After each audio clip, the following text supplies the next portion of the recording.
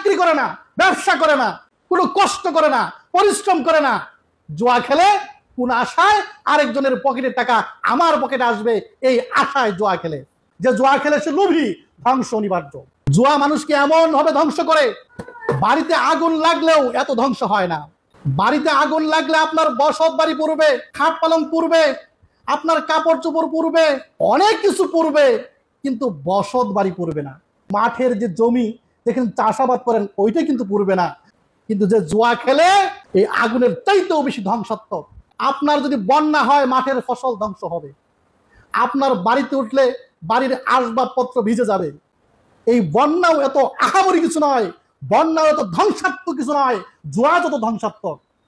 কারণ জুয়ার কারণে আপনার বাড়ির স্বর্ণ, রূপা, টাকা পয়সা, মাঠের জমি, আপনার বসত বাড়ি সকল কিছু বিক্রি করে একেবারে নিঃস্ব হয়ে যায়। যেখানে জুয়া, জুয়ার পিছনেই সুদখোর, আর সেখানেই মাদক। যেখানে জুয়া সেখানেই সুদখোর, সেখানেই মাদক।